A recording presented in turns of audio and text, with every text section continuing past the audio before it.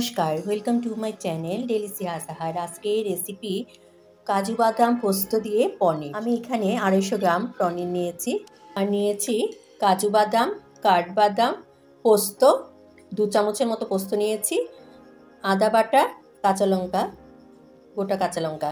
এগুলো সমস্ত আমি একসাথে গ্রাইন্ডিং জারে গ্রাইন্ড করে নেব। পনিরের মধ্যেই দিয়ে দিচ্ছি অল্প করে নুন, দিয়ে দিচ্ছি গোলমরিচের গুঁড়ো, দিয়ে দিচ্ছি পোস্ত, কাজু বাদাম, কাঁচা লঙ্কা, আদা সব কিছু দিয়ে এটা আমি মেখে নেব।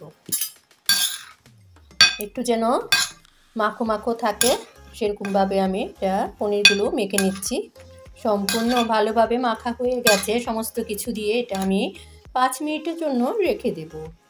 অল্প করে আমি কড়াইয়ের মধ্যে সাদা তেল দিয়েছি আর দিয়ে দিচ্ছি বাটার। এটা বাটার দিয়ে করলে ভালো লাগে, কিন্তু সম্পূর্ণ আমি বাটার ব্যবহার করলাম না, সাথে তেল দিয়ে দিলাম।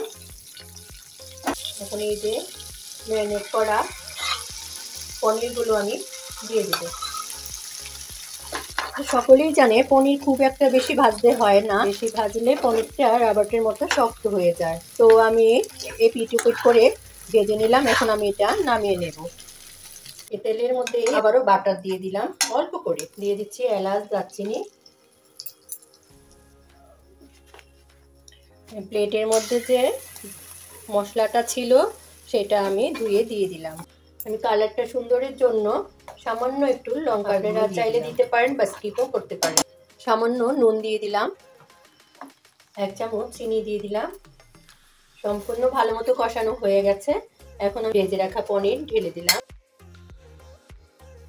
এই রান্নাটা না খেতে এত ভালো লাগে, আপনারা রুটি, পরোটা, লুচি, পোলাও, ফ্রাইড রাইস সমস্ত কিছুর সাথেই ভালো লাগে। হয়ে গেছে। আমি সবার লাস্টে ফ্রেশ ক্রিম নিয়েছি, আমুলের ফ্রেশ ক্রিম উপর থেকে দিয়ে দিচ্ছি।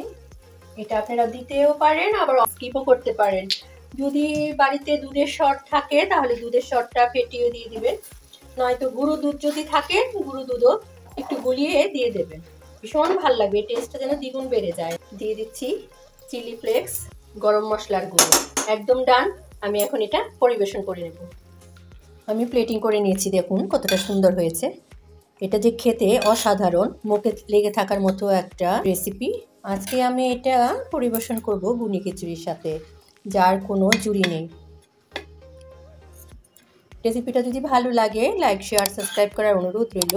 পাশে থাকা বেল আইকনটা অবশ্যই প্রেস করে দিবেন। আমি যখনই নতুন কোনো ভিডিও দিব সবার আগে আপনাদের কাছে পৌঁছে যাবে।